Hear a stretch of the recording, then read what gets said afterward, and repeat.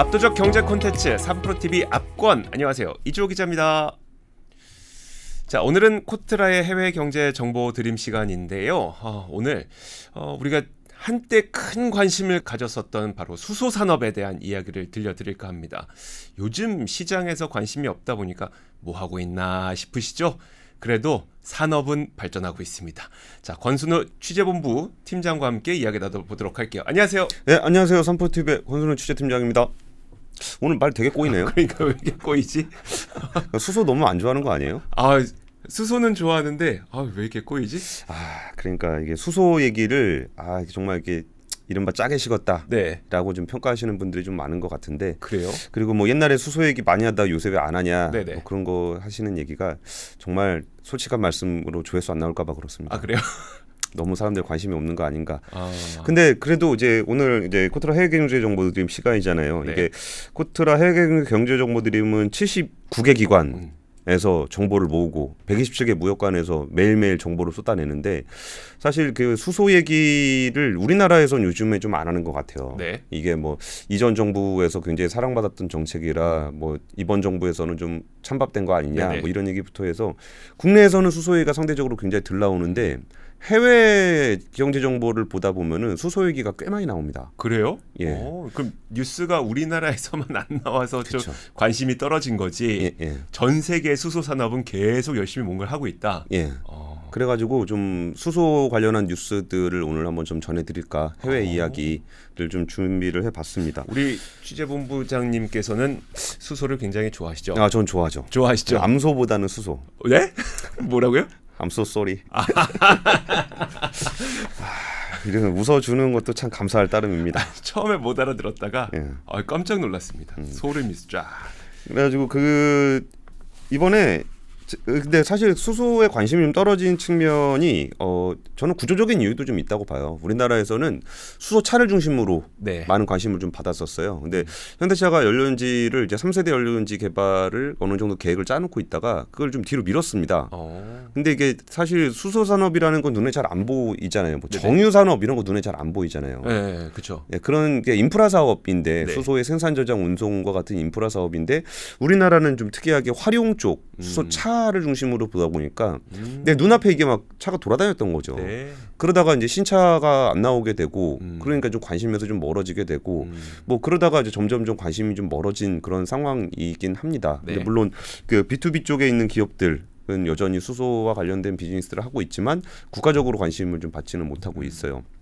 그리고 원래 에너지 산업은 그 정권의 영향을 좀 받습니다. 네네. 그러니까 정권의 영향이라는 게 뭐 누구를 살려주고 죽이고 뭐 이런 정도까지는 아니라고 하더라도 네. 이제 관심을 가지고 계속적으로 뭐 이야기를 해주면 그쪽에 좀 언급이 많이 되기도 하고, 근데 그렇지 않으면 또 좀 네. 조용히 살기도 하고 뭐 그렇게 돼 있습니다. 그래서 이번에 그 코트라에서 자료를 하나 냈는데, 이게 그 캐나다의 에너지 시장 동향과 우리 기업의 진출, 탈탄소 시대에 맞는 그런 얘기입니다. 네. 이 내용이 뭐 캐나다의 거의 모든 에너지 정책을 다루고 있어요. 근데 그 중에서도 제가 이제 수소 부분만 조금 발췌를 해서 좀 네네. 말씀을 전해드리려고 하는데, 보면서 느낀 점은 네.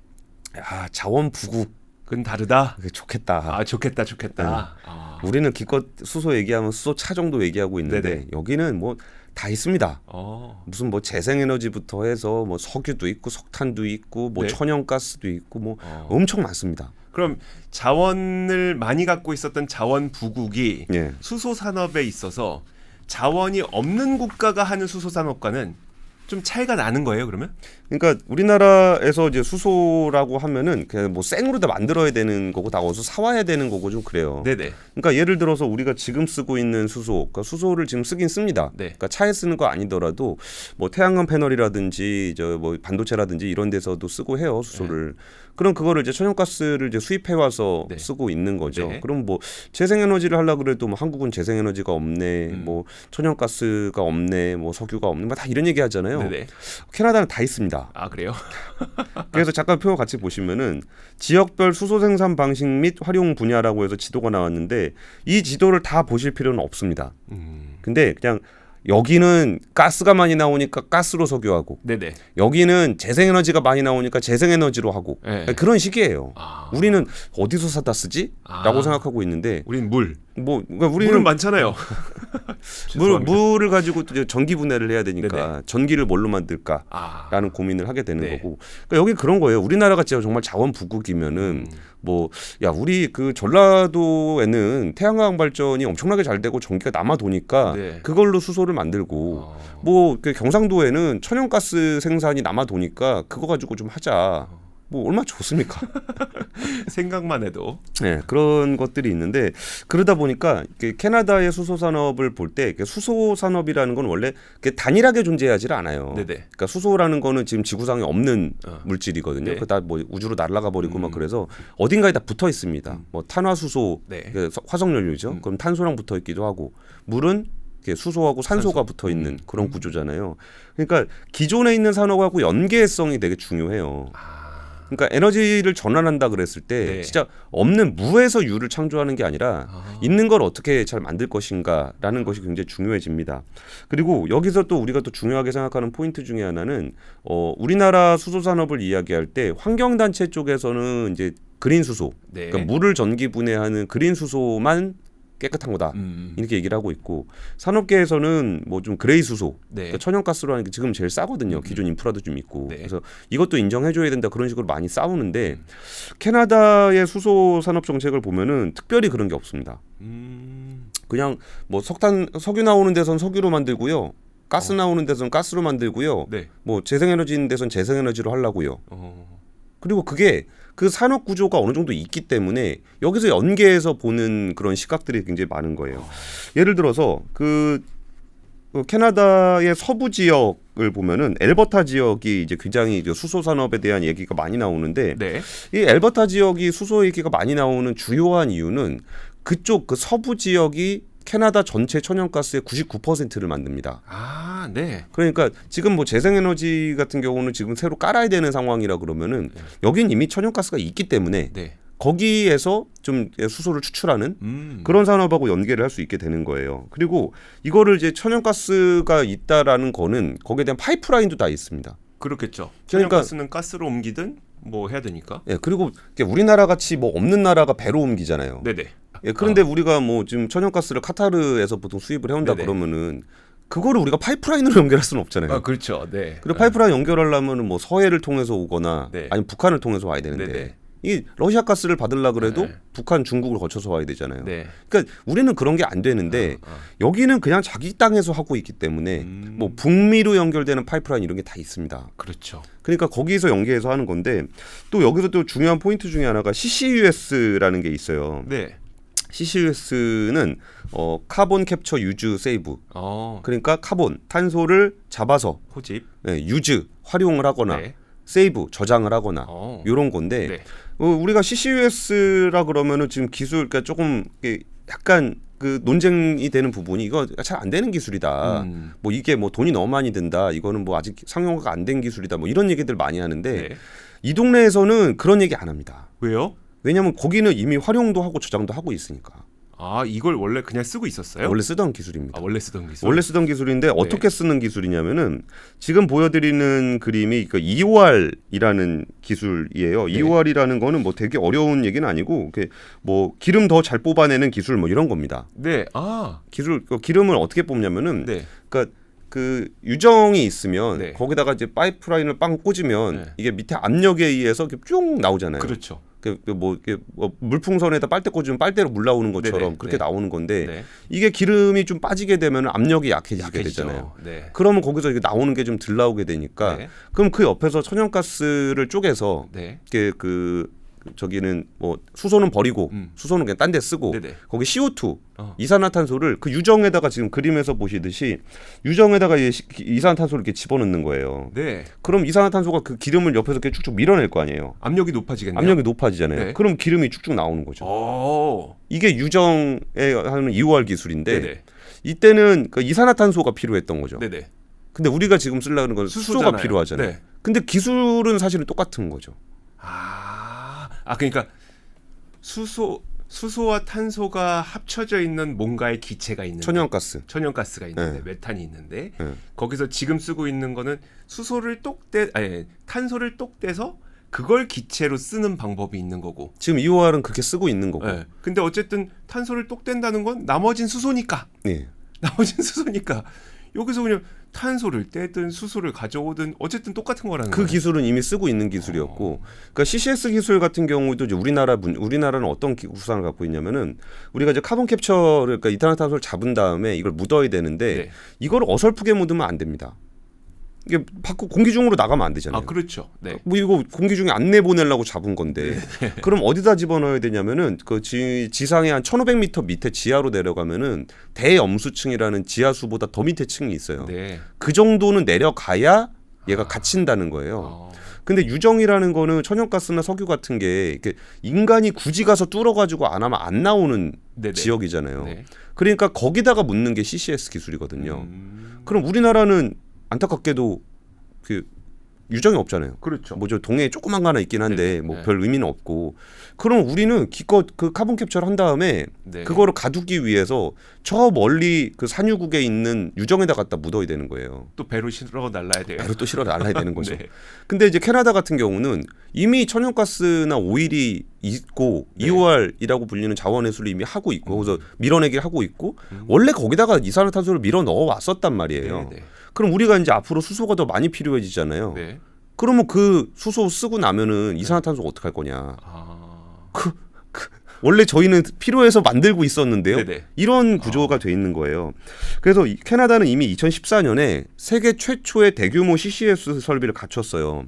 근데 이거는 석탄 발전소에다 만든 겁니다. 석탄 발전소요? 네, 석탄 발전소에서 이게 네네. 이산화탄소 많이 나오니까 많이 나오죠. 네. 그냥 그거 포집을 한 건데 그러면 그거를 뭐 굳이 어디다가 하냐 그러면 우리한테는 굳이 어디다가 하냐라고 얘기하겠지만 네. 여기서는 아까 그 2호알 같은 것 때문에 원래 이산화탄소가 필요하다 그랬잖아요. 네. 그래가지고 여기서 그 지금 같이 지도를 보시면은 이쪽 지역에서 카본 캡처를 합니다. 네. 그럼 CO2를 공급을 받죠. 네.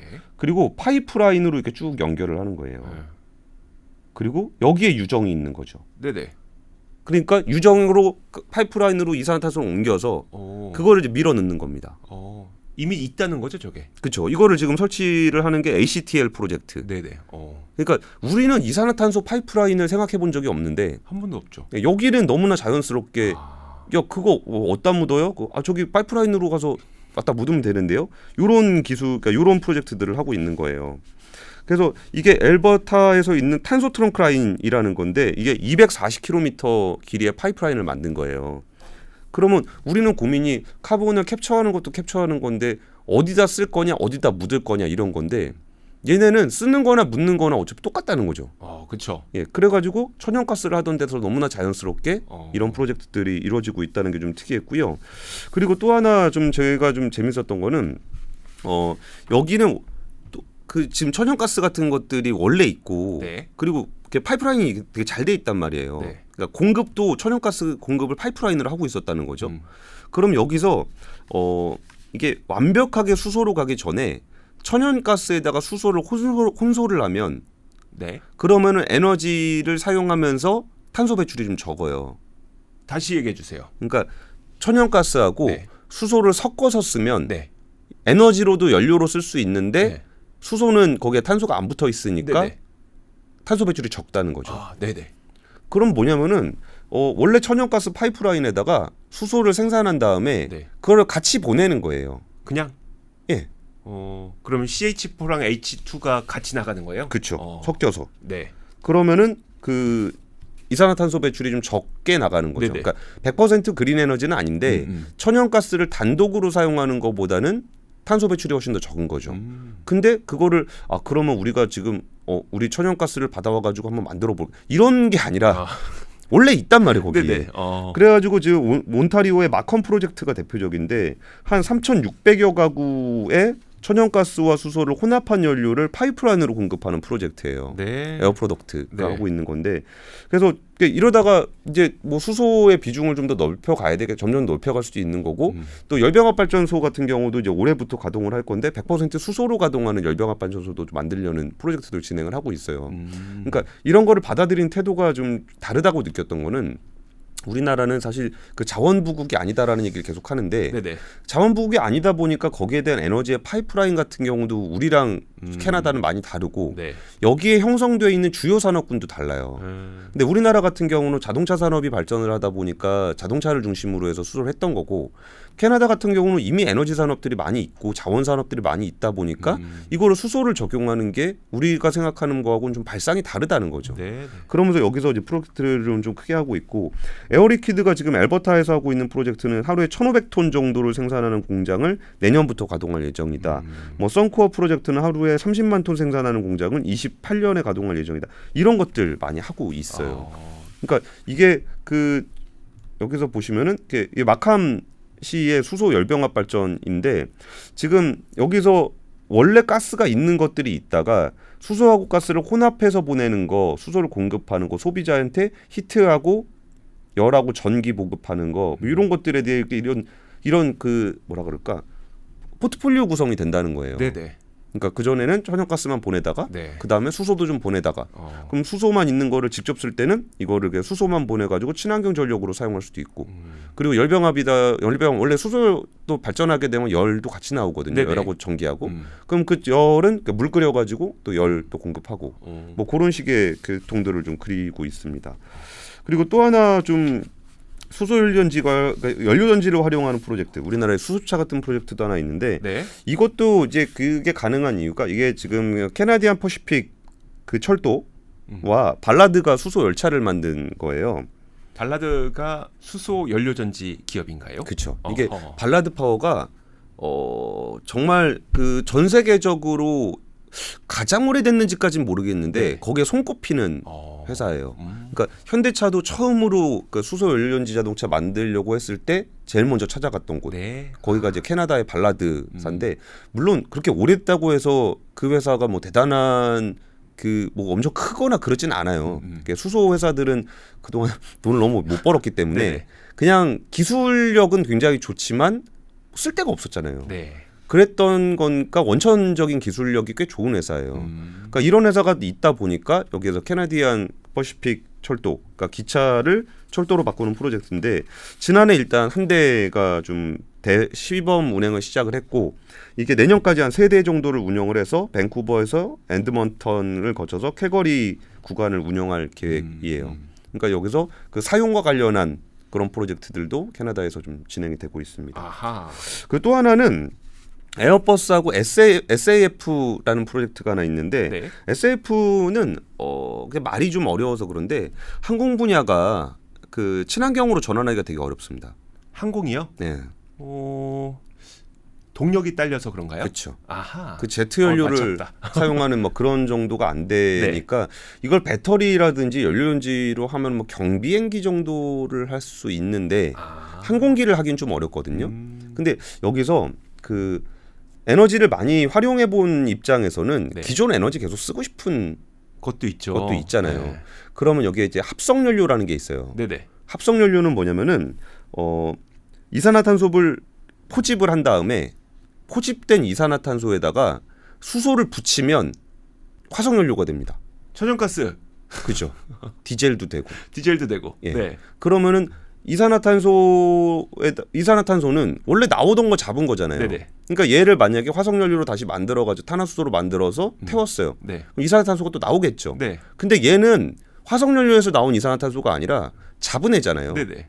그러니까 원래 나가야 되는 애를 잡은 거라 이거는 얘가 썼다고 안 쳐요. 아, 그렇겠네요. 네, 그래가지고 이 부분을 좀 친환경 연료로 좀 얘기를 하고 있어서 SF 개발이라는 게 이제 항공 분야에 화학적으로 만들어진 화석 연료를 가지고 하는 그런 프로젝트를 그 에어버스하고 함께 진행하고 있습니다. 지금까지가 이제 캐나다. 캐나다에서는 진짜 얘기 듣다 보니까 부럽다. 그죠? 야, 너 우리도 이런 거 있었으면 우리도 했지. 아유, 있었으면 진작했죠. 진작에 했지라는 생각이 막 드네요. 그러니까 옛날에 그런 거 기억나세요? 그러니까 우리나라가 인터넷 환경 되게 좋고 북미 지역 인터넷 안 좋을 때 우리나라에서 하던 것들 미국에서 못 하는 게 되게 많았었어요. 그쵸. 사업적으로도. 인프라 있으면 우리도 했지라는 생각이 그죠. 아, 참 그 뭐 캐나다도 뭐 네. 땅도 넓고 네. 거기 잠원도 많고 네네. 거기 뭐 화석 연료부터 재생에너지까지 다 많으니까 네. 여기는 기존에 있는 그런 그 자원과 인프라들을 활용해서 수소로 전환하는 그런 프로젝트들이 네네. 좀 본격적으로 좀 진행이 되고 있는 거예요. 그럼 이번에는 제가 유럽 얘기를 좀 해드려 볼게요. 네. 유럽 같은 경우에 지금 나온 코트라 자료 제목이 원자력 기반 수소 포함한 청정 수소 기준 마련이라는 제목이에요. 원자력 기반 수소요? 예, 원자력 기반으로 그러니까 EU는 이제 2030년까지 30기가와트 규모의 수전해 설비를 만들어서 한 1,000만 톤 정도의 수소를 생산하려는 계획을 가지고 있어요. 네. 근데 여기서 지금 제가 인상적이었던 게 우리가 이제 수소를 얘기하면은 많은 분들이 이렇게 싸웁니다. 아, 뭐 전기차가 좋으냐 수소차가 좋으냐 그런 걸로 막 싸우고 뭐 네네. 수소는 사기네 뭐 이런 얘기하면서 뭐 수소는 뭐 에너지 효율이 어떠 이렇게 되게 많이 싸우는데 지금 그 EU에서 하고 있는 논쟁들을 보면은 그러고 남는 게 이제 그런 거죠. 너 죽고 나 죽고를 하게 되면은 그게 사실 그 우리끼리 얘기지만 방송하는데 우리끼리가 어디 있어? 그냥 뭐 속된 말로 네. 그 연구자들이 예산 따먹기라는 얘기들을 많이 해요. 그러니까 쟤는 안 되니까 제 예산 주지 마시고요. 네. 이게 아직 시장이 형성될 정도의 경제성을 갖추지 못했기 때문에 정부 지원을 많이 받아야 돼요. 네네. 그러니까 저놈은 나쁜 놈이니까 저건 예산 주지 말아야 되고요. 제게 미래 기술이니까 받아야 돼요. 그러니까 서로 이제 그 상호 간의 그 뭐라 그럴까 타협하기가 되게 어려운 네네. 부분들이 좀 있어요.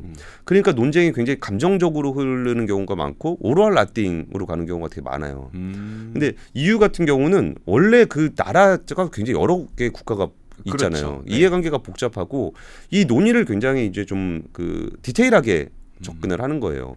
그러면은 여기서 그 원자력 기반 수소라는 거는 원자력으로 만든 전기로 만든 수소를 얘기하거든요. 아까 저도 좀 의아했던 게 원자력 기반 수소? 원자력은 방사성 원료를 통해서 하는 거 아닌가? 근데 그럼 방사성 원료에 수소가 붙어 있나? 아닐 텐데 이 의구심이었는데. 그렇죠.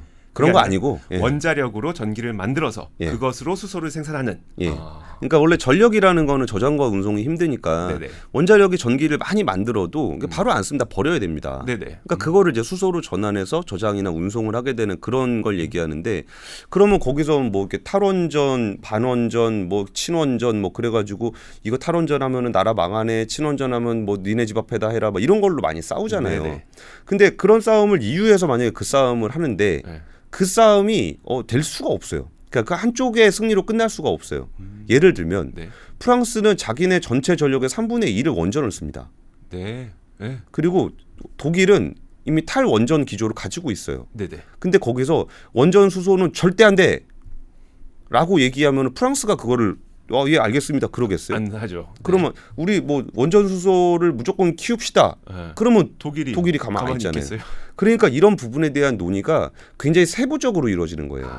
어디까지를 친환경으로 볼 것이며 어디까지를 친환경으로 보지 않을 것이며 이거를 단순히 탄소 배출이 나오는 전력과 나오지 않는 전력 이렇게 이분법적으로 나누는 게 아니라 정말 그 디테일하게 나오는 아까 탈탄소 기준이라 그런 거는 이 에너지가 뭔지 그러니까 중요한 건 탈탄소잖아요. 네네. 그러니까 이게 뭐냐, 이게 원전이냐, 태양광이냐, 풍력이냐. 그러니까 우리 뭐 태양광은 무조건 안 돼라는 분들도 계시고 네. 원전은 무조건 안 돼 그런 분들도 있는데, 그러니까 우리는 사실 원전을 하지 않기 위해서 태양광을 하지 않기 위해서 에너지 전환을 하는 게 아니라 네. 탈탄소를 하려고 그러는 그렇죠. 거잖아요. 그러니까 거기에 대한 이제 세부 기준들을 만들면서 네가 뭘 하는지는 별로 그냥 알아서들 하고 전체 에너지를 만들면서 최종 소비하는 단계까지 봤을 때 네. 화석 연료 대비 70% 이상 탄소를 저감할 수 있다. 네. 그러면은 친환경 에너지다. 정의를 그렇게 내렸어요? 그런 거죠. 오. 그리고 여기에 대해서 굉장히 세부적으로 얘기들이 막 진행되는 게 뭐 수소가 많이 나오면은 뭐 어떻게 되네, 뭐 저렇게 되네, 막 이런 걸 상상으로 하는 게 아니라 네. 그 추가성의 원칙이라는 걸 세웠어요. 이게 뭐냐면은 수소를 많이 생산을 하려 그러면은 그리고 그린 수소를 많이 생산하려면 전기를 많이 써야 되잖아요. 그렇죠. 그러면 전기 분해를 하는데 1,000만 톤의 수소를 생산하려고 생각해 보니까 한 500에서 500테라와트시의 전기가 필요하더라. 네. 그러니까 이게 전기를 만들기 위해서 만든 설비인데 전기를 너무 많이 쓰는 거 네네. 아닌가? 그렇죠. 이런 게 생기니까 이거를 만약에 진짜 그냥 대충 프로젝트만 만들어 가지고 보여주기 식으로 하려 그랬었다면 그 이후에 대해서 고민할 필요 없거든요. 네. 근데 이거를 진짜 할 거니까 네. 진짜 하려 그러면 전기가 필요하잖아요. 그렇죠. 그래서 이제 추가성의 원칙이라는 걸 세워서 이게 수소를 생산 시설을 만들게 되면은 그 옆에 재생에너지 발전 설비를 무조건 추가하도록 한 거예요. 그리고 추가 전력, 잉여 전력으로만, 그러니까 사람들이 그냥 일반적으로 산업이나 개인들이 사용해야 되는 에너지 전기 갖다 쓸 생각하지 말고 네네. 남는 전력으로 해라. 어... 그걸 맞춰서 세팅을 하라 그러는 원칙이에요. 그래가지고 2028년까지는 일단 장기 구매 계약. 네네. 거기서 니네가 뭐 언제는 쓰고 언제는 안 써서 이렇게 전력 그리드에다 부담을 주지 말고 딱 장기적으로 전력 구매 계약을 맺어서 그거에 맞춰서 하라는 게 2028년까지고 2030년이 됐을 때는 이게 그 재생에너지를 뭐 어느 정도 확보할 수 있는지를 맞춰서 하라 그러는 거예요. 네네. 그러니까 잉여 전력, 그러니까 바람 많이 불고 태양 많이 되고 그러면 전력 많이 나오잖아요. 네. 근데 그거 그때 안 쓰면 못 쓴다고 그렇죠. 말씀드렸잖아요. 그러니까 그런 전력을 활용할 수 있게끔 그리드를 짜라는 게 추가성의 원칙이에요. 그러니까 이런 디테일 하나하나가 지금 논의되고 있다라는 거죠. 그러니까 지금 우리는 수전의 설비의 효율성이 너무 떨어지는 거 아니야? 뭐 네. 수전의 기술은 있는 거야? 뭐 이런 얘기들을 하고 있을 때 네네. 유럽에서는 그런 기술과 더불어서 실제로 이거를 구현하게 됐을 때 발생했던 사건에 대해서 기준을 하나씩 잡아가고 있는 거예요. 그래서 우리보다는 훨씬 더 좀 디테일한 논의가 좀 진행되고 있다는 거고. 그리고 이제 이걸 회피하기 위해서 전기 공급 과잉 시대 때를 활용해라. 이건 뭐냐면은 너 전기 언제 갖다 쓸 건지에 대한 기준을 제시해. 언제 갖다 쓸 건지요? 예. 그러니까 너 밤에 할게요. 이런 식으로 하는 거죠. 네네네. 밤에 사람들 잘 때 네. 수전의 설비 돌릴게요. 아. 그리고 공간적으로도 그러니까 여기서 이제 잉여 전력이 나오는 공간이 있고 그렇지 않은 공간들이 있을 거 아니에요. 네네. 그럼 거기서 우리 동네에는 이만큼의 전력이 추가로 생산되는 지역적인 특성 이런 것들까지도 기준을 잡아서 하고 있는 거예요. 그래서 2028 그래가지고 이제 수소의 생산 설비와 재생 에너지 전력 간의 시간적, 지리적 상관관계를 명시하기로 했어요. 그러니까 내가 수전의 설비를 만들 때 네. 전력을 몇 시에 쓸 건지, 네. 지리적으로 어디에서 갖다 쓸 건지. 네. 그래서 전체 그리드를 같이 보면서 계획을 짜고 있다는 거죠. 그래야겠네요. 어떤 지역에서는 이제 뭐 낮 시간에 예. 공장을 돌리느라고 전력을 많이 생산하는데 그때 우리도 수전해를 돌리기 위해서 전기를 쓸게요.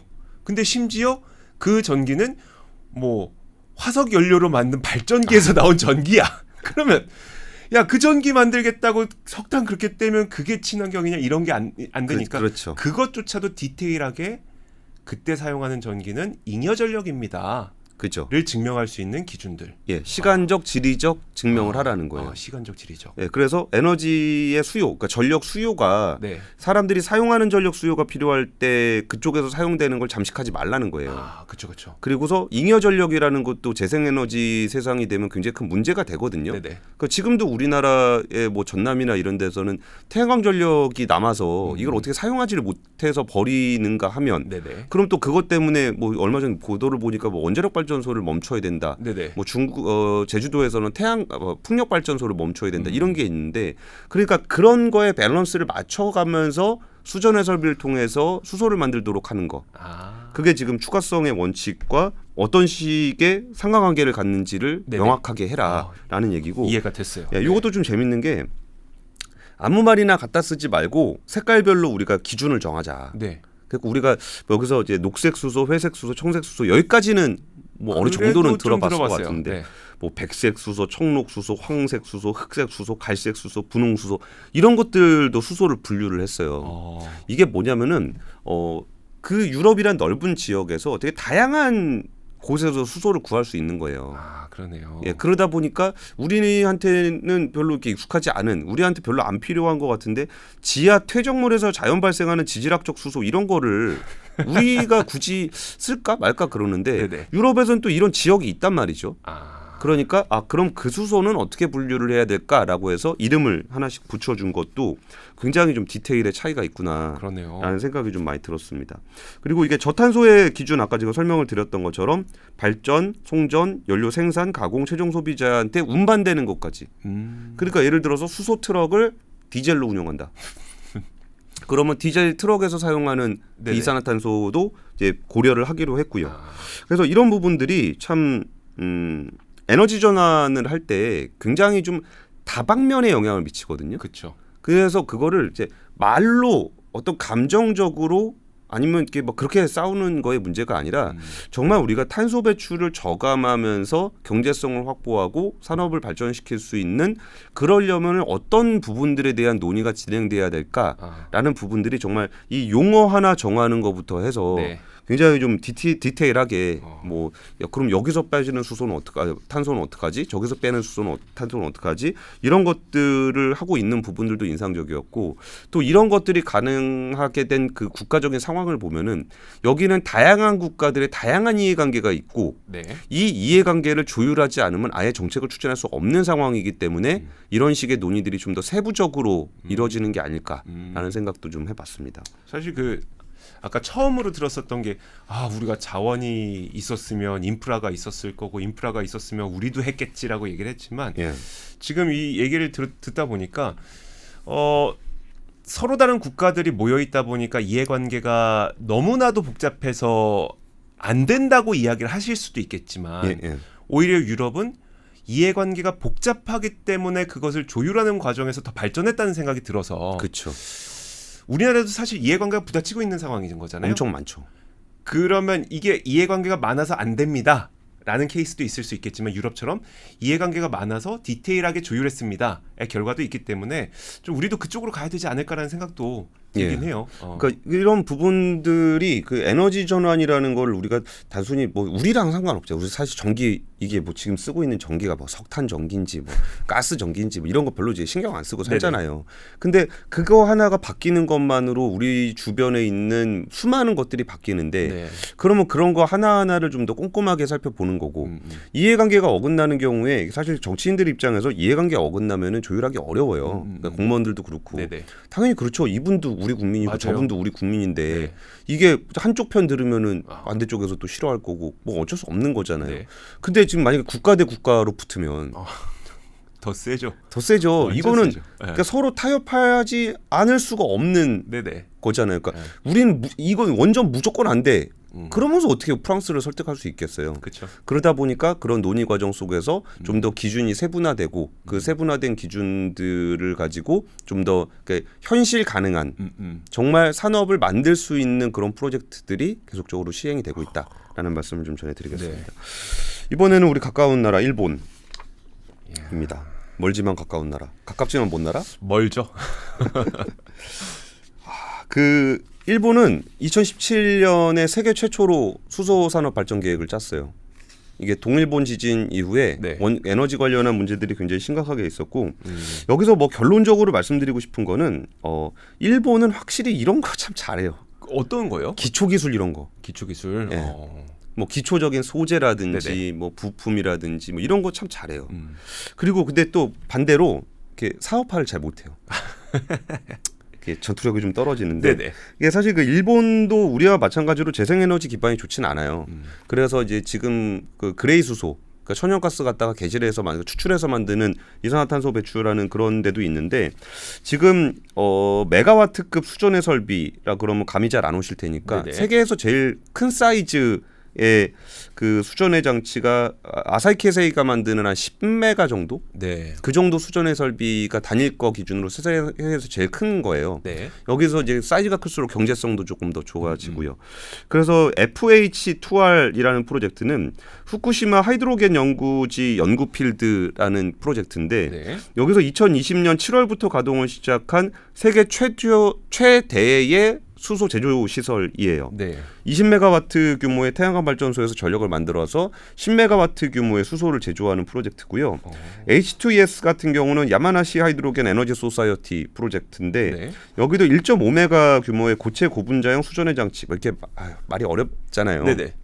별로 그렇게 그거 하나하나를 다 볼 필요는 없는데 산토리 홀딩스의 하쿠슈 공장에 16메가와트급 수소 제조 설비를 도입한다. 이런 것들이 대규모 실증 사업들을 굉장히 많이 하고 있다라는 말씀을 좀 드리는 거예요. 아, 이게 숫자가 우리가 중요한 게 아니라 얘네가 몇 메가 하고 이게 중요한 게 아니라 그러니까 10메가 정도 되면 세계 최대 규모인데 네네. 세계 최대 규모의 프로젝트가 한 두세 개 정도가 돌아가고 있다. 아, 실증 프로젝트가. 실증 프로젝트가. 네네. 그러면 이게 사실 이렇게 뭐 그렇게 큰 거 해가지고 뭐 돈이 되냐, 투자비 많이 들지 않냐, 막 이런 얘기들을 하고 있는데 기초 기술들을 활용할 수 있는 정부 지원들이 꽤 이루어지고 있다라는 말씀을 드리고 싶고요.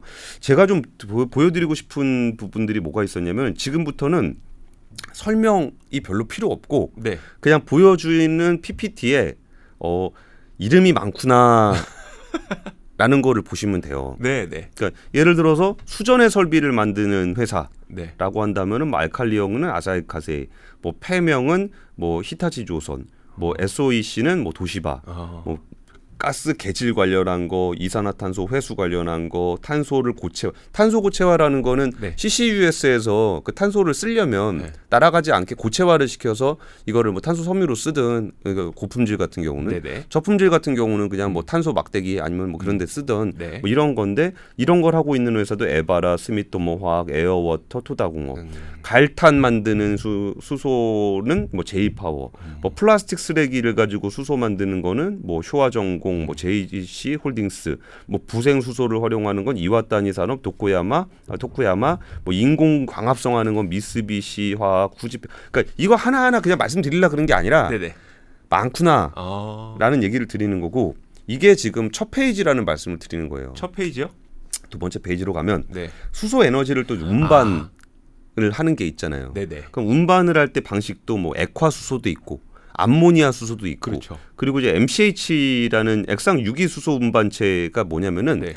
수소를 액화를 시키면 굉장히 낮은 영하 마이너스 한 270도 네네. 정도까지 낮춰야 되거든요. 그러니까 굉장히 액화시키기가 어려워요. 어렵죠. 네, 부피는 굉장히 줄어들게 되고. 근데 MCH 같은 경우는 액상 유기물에다가 수소를 집어넣게 되면은 그 일반 화합물 운반하는 거랑 비슷하게 그렇게 운반할 수 있는 상온에서 그냥 들고 가도 돼요? 액체처럼? 네, 그 정도로 해서 운반을 할 수가 있어요. 네네. 그래서 이것도 근데 물론 그럼 이게 완벽하게 좋은 거냐?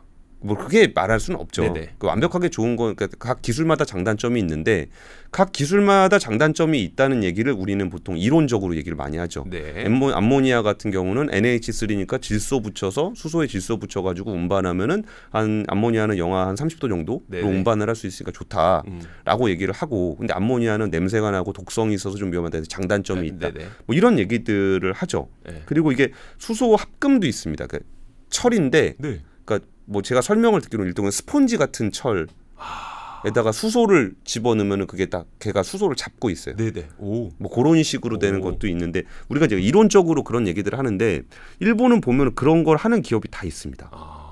예를 들어서 MCH 같은 경우는 치요다 화공건설, 뭐 암모니아 같은 경우는 뭐 레조닉, 뭐 치밤의 BHB, 네네. 뭐 에카수소는 가와사키 중공업, 뭐 메타네이션은 히타치 조선, 뭐 수소 흡전 다 있습니다.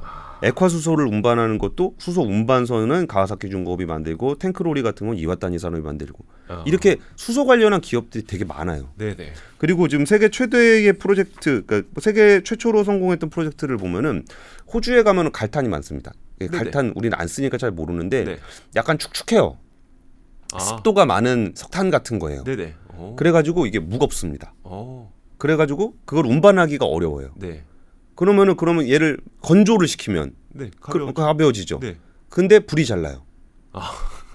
네. 예, 그래서 운반이 좀 어렵습니다. 네네. 그러니까 갈탄은 많은데 어디다 팔아먹을 수가 없어요. 그 지역은 네네. 호주에 있는 그 지역은. 네. 그래서 그거를 수소화를 하는 거죠. 갈탄을요? 예. 그래서 갈탄을 수소화해서 이거를 액화시켜서 배로 실어서 일본으로 가는 프로젝트를 세계 최초로 성공을 했어요.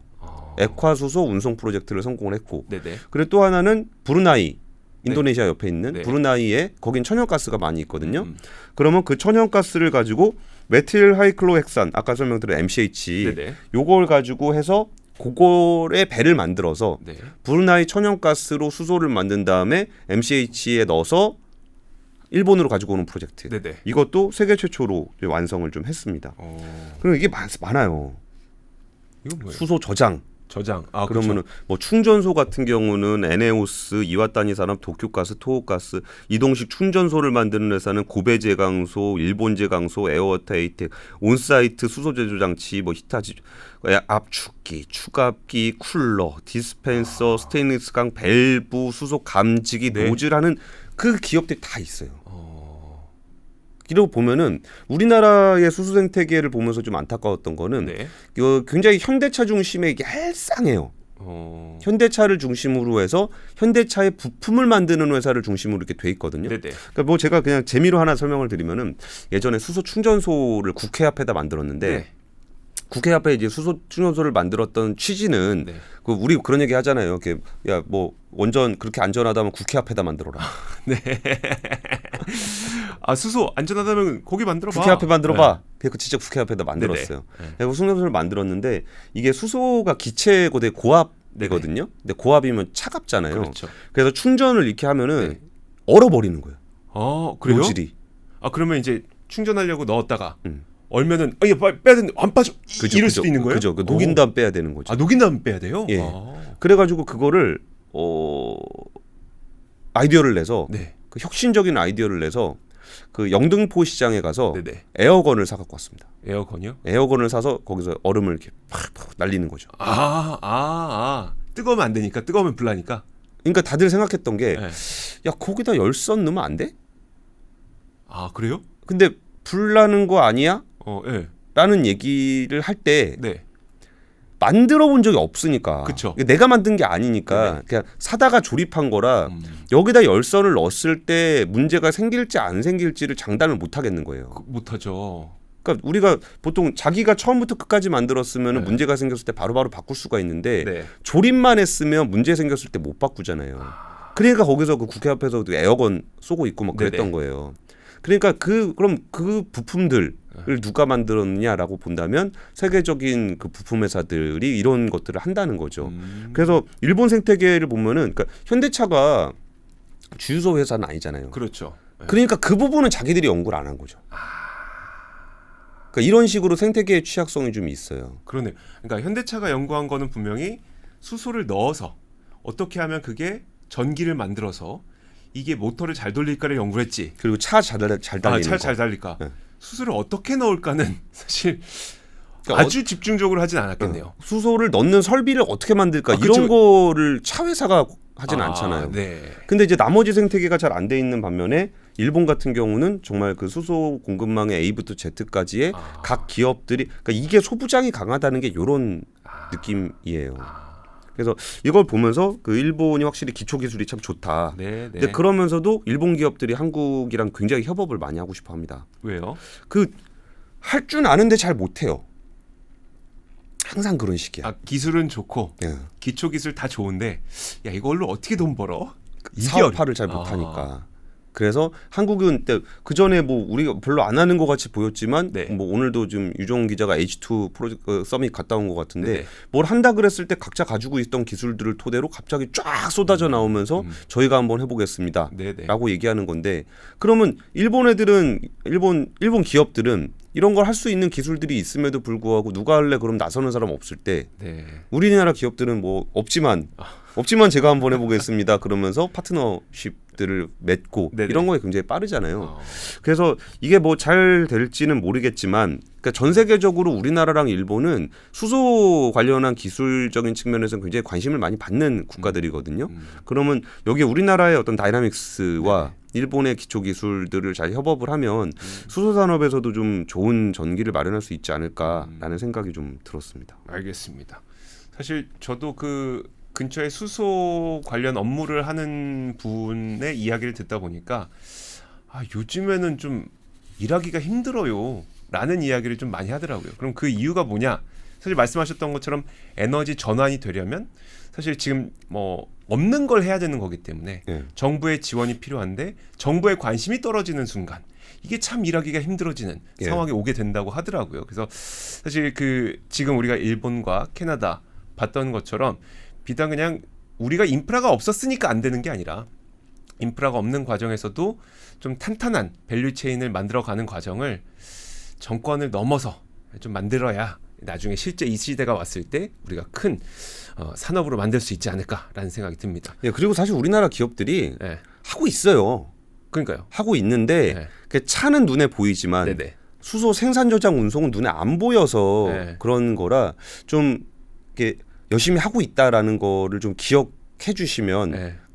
이게 되게 아쉬운 게 이렇게 하다가 뭐 좀 속도가 좀 안 나고 뭐 그러다가 우리가 또 좀 일이 잘 안 풀릴 때는 우리가 뭘 하고 있었는데 관심 없어서 조금 속도가 늦어졌는데 갑자기 외국에서 갑자기 그걸 한다. 네. 그러면 야 우리 그거 있지 않았냐? 뭐 이러다가 좀 늦어지는 경우들이 좀 있잖아요. 네네. 그래서 우리 기업들이 열심히 하고 있다라는 거를 좀 알아주셨으면 좋겠고 그리고 수소 산업이 글로벌하게는 굉장히 좀 공격적으로 프로젝트들이 진행이 되고 있다. 네. 그리고 저 프로젝트들에서 실질적인 결과들이 나타나고 기존에 있는 사업과의 시너지를 통해서 그 어떤 시행착오를 통해서 하나둘 만들어질 때 만약에 우리가 준비가 되어 있지 않았다면은 그동안 우리가 잘 해왔던 부분들을 놓칠 수 있으니까 이런 부분들에서 좀 관심을 가지고 계속적으로 좀 새로운 기회들을 모색을 했으면 좋겠다. 이런 말씀을 좀 드리고 싶습니다. 알겠습니다. 자, 오늘은 저희가 코트라의 해외 시장 뉴스, 해외 경제 정보 드림을 통해서 전 세계 수소 산업이 지금 어떻게 발전해 나가고 있는지 뉴스가 안 나오지만 정말 열심히 일하고 있는 그 모습들을 직접 한번 만나봤습니다. 권순호 취재팀장과 함께했습니다. 고맙습니다. 네, 감사합니다. 국민들이 일상에서 겪는 부정부패의 피해가 뼈에 사무친다는 것만 이해를 하시면 됩니다.